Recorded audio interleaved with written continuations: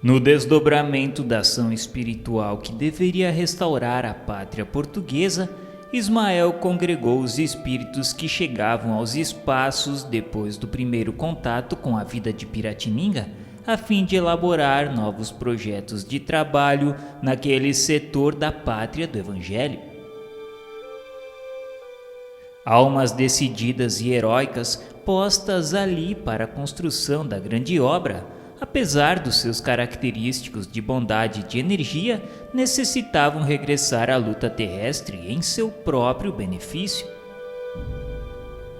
O mensageiro divino as reuniu em grandes círculos, de onde lhe ouviram a palavra meiga e esclarecedora. Disse-lhes que era imperioso regressar o mais breve possível aos núcleos de trabalhos estabelecidos no Planalto Piratiningano, prosseguindo ativando no mesmo campo de labor e liberdade com que haviam caracterizados as primeiras iniciativas aí desenvolvidas. Mas agora aqueles servidores levariam mais longe sua coragem e o heroísmo, penetrariam o coração da terra do cruzeiro, rasgando as sombras de suas florestas incomensuráveis. E com sua dedicação, novas atividades seriam descobertas e novas possibilidades felicitariam a existência dos colonizadores do país onde, com dedicação e humildade, se conservaria a bandeira de Jesus desfraldada lá sobre todas as frontes e sobre todos os corações. Ismael esclareceu que havia se multiplicado as tristes caçadas humanas em que os índios misérrimos eram colhidos de surpresa na sua simplicidade para os penosos trabalhos do cativeiro. A missão dos colaboradores seria, então, desvendar as fontes de riquezas dos vastos latifúndios do Brasil, interessando a colonização e fazendo desabrochar com mais intensidade os núcleos valorosos daquele movimento de intensificação dos órgãos de progresso da pátria e do seu povo. O querido apóstolo advertiu-os de que muitos deles enfrentariam a penúria e o sofrimento, sacrificariam a fortuna e os afetos mais santos da família para construir a base do porvir com lágrimas abençoadas de seus martírios e de suas renúncias exemplares. A tarefa, portanto, seria rasgar as selvas remotas, patenteando o ouro depositado no seio daquela terra generosa. Houve uma pausa naquela locução. Ali se encontravam as entidades que seriam mais tarde, entre muitos outros, Antônio Rodrigues Arzão, Marcos de Azeredo, Bartolomeu Bueno e Fernão Dias Paz. E este último, quebrando o silêncio da grande assembleia, exclamou provocando geral interesse.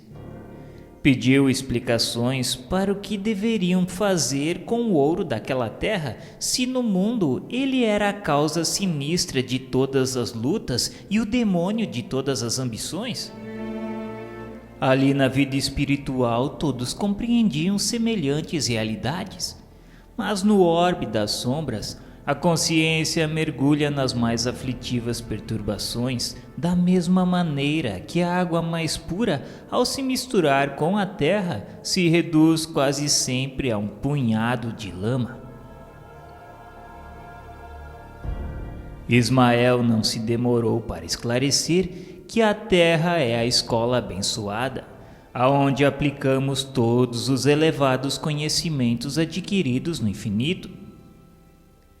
É neste vasto campo experimental que devemos aprender a ciência do bem e aliá-la à sua divina prática.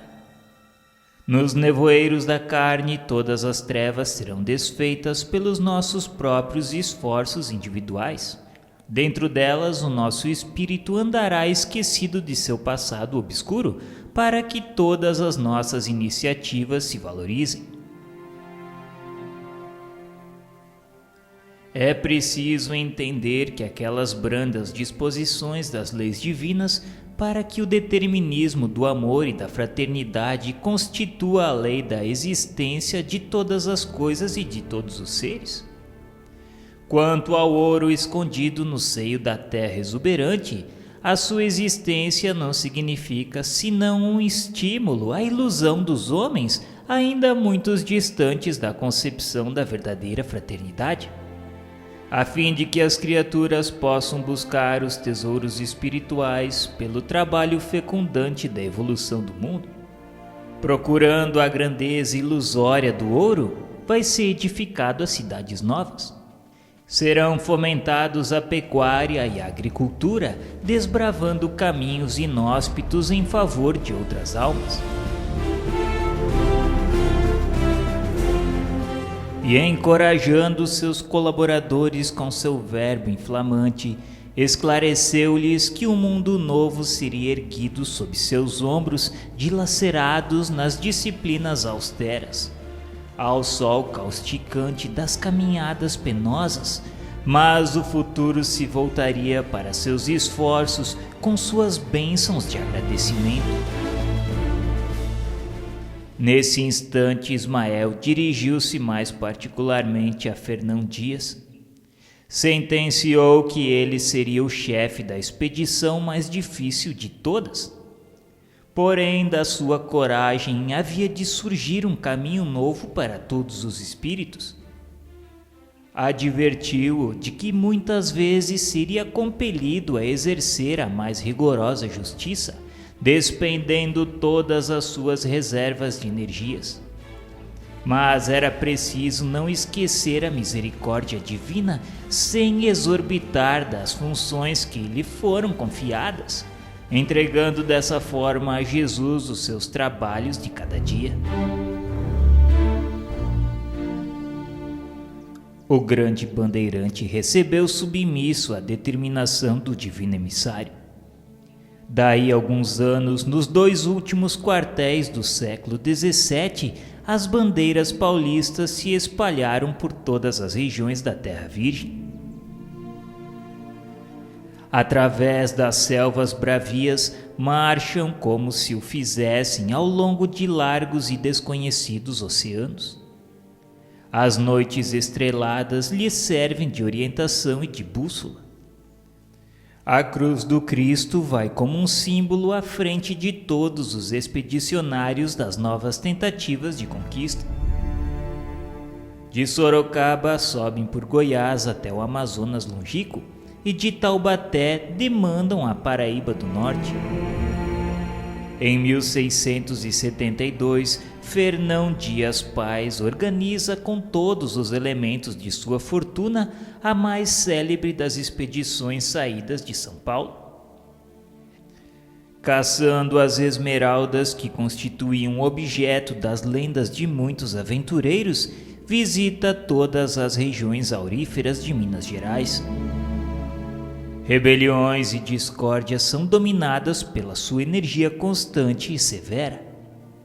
E para fortalecer a disciplina, o bandeirante audacioso manda enforcar o próprio filho que participara da rebeldia geral, como exemplo aos companheiros próximo à povoação do Sumidouro. As joias da mulher e das filhas são empregadas no seu arrojado empreendimento, arruinando-se a família inteira. Fernão Dias, porém, segue um roteiro luminoso. Por onde passa com as suas caravanas, florescem povoações asseadas e alegres. Seus pontos de contato com a terra paulistana são os arraiais prósperos e fartos que vai edificando nos caminhos desertos. As esmeraldas do seu sonho nunca foram encontradas, e as pedras verdes que entregou ao genro no instante da agonia como única expressão da sua fortuna representavam de certo o símbolo suave das esperanças do seu labor e das suas lágrimas na terra do Evangelho. Próximo do local onde mandara enforcar o filho, nas margens do Rio das Velhas, o seu espírito de lutador se desprendeu igualmente do corpo exausto, e quando no íntimo do seu coração implorava a misericórdia do Altíssimo para o delito com que exorbitara de suas funções na terra, a voz de Ismael falou-lhe do infinito. Ismael replicou que as quedas, como as experiências sombrias, constituiriam os degraus do caminho para as mais gloriosas ascensões espirituais. Atrás dos passos de Fernão Dias Paz, floresciam cidades valorosas no coração das matas virgens, e os que recebiam os seus benefícios abençoavam o seu esforço e a sua energia perseverante. Aquelas mesmas paragens onde foi turvado a consciência por um instante, levado pelos rigores da disciplina, ele voltaria com seu filho sob as asas cariciosas da fraternidade e do amor, a fim de reparar o passado cheio de tribulações e de lutas incontáveis. Porque no coração misericordioso de Deus repousavam eternamente as luminosas esmeraldas da esperança e do amor que ele procurou a vida inteira. Fernão Dias Paz abre os olhos materiais pela última vez. Uma lágrima pesada e branca lhe corre pelas faces emagrecidas, mas sobre o seu coração paira a bênção cariciosa da terra dourada das minas. E sentindo-se na posse das verdadeiras esmeraldas do seu grande sonho, o notável batalhador regressa de novo à vida do infinito.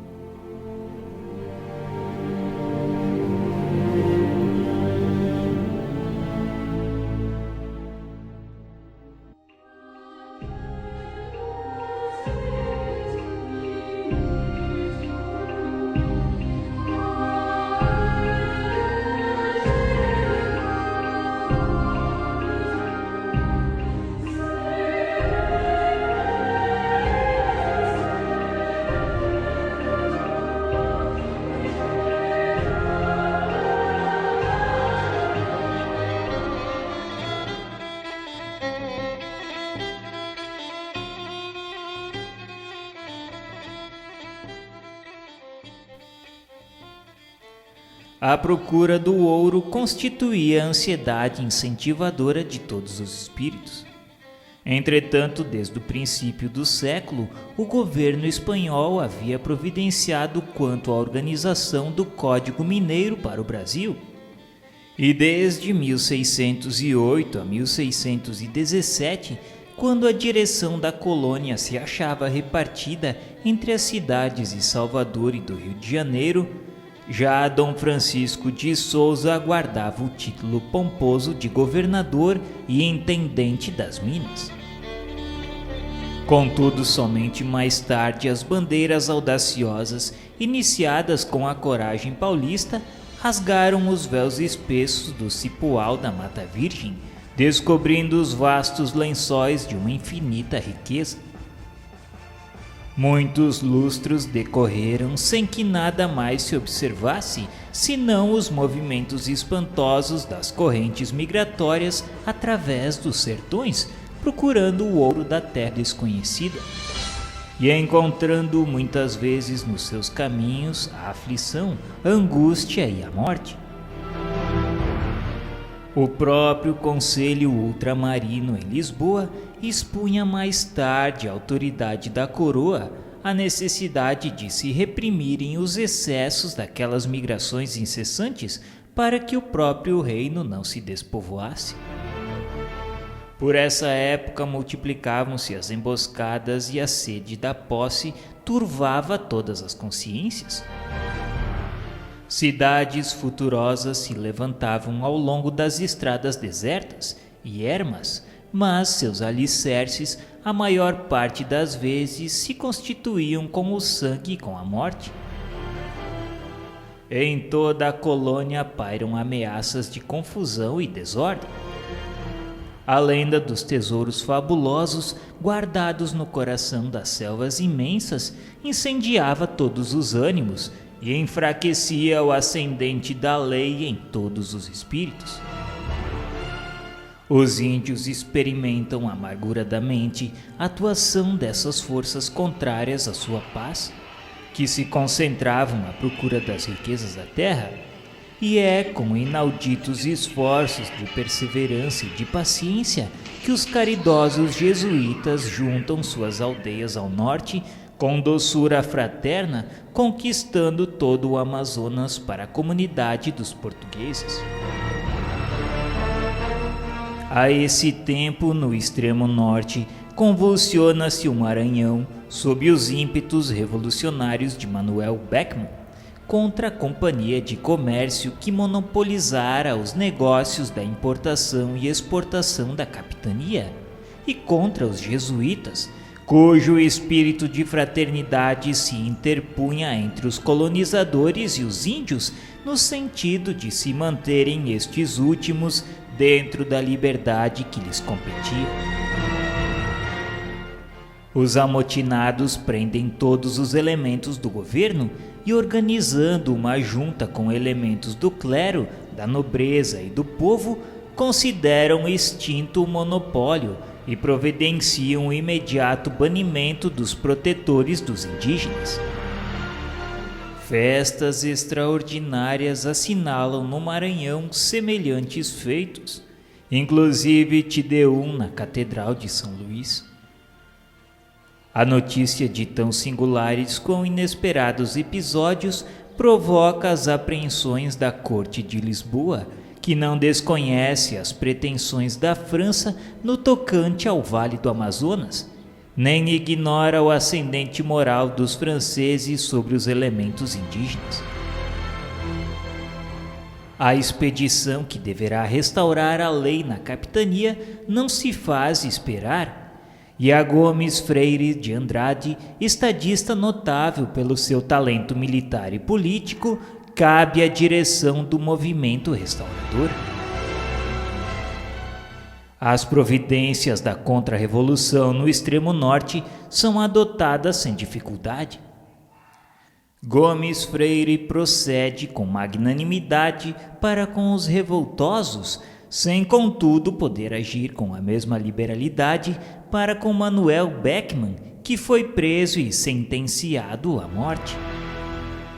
Sua fortuna teve a ele confiscada, mas o grande oficial que comandara a expedição, dentro das tradições da generosidade portuguesa, arrematou todos os bens do infeliz em asta pública e os doou à viúva e aos órfãos do revolucionário. Em 1683, a Bahia se conflagra depois de assassinar o acai-de-mor da colônia Francisco Teles de Menezes, que excitara as antipatias dos habitantes de Salvador. E os derradeiros anos do século XVII testemunham as atividades da colônia nesse período de transição dos movimentos nativistas. A sede do ouro penetra o século seguinte, que mais intensamente ia acender a febre da ambição em todas as cidades.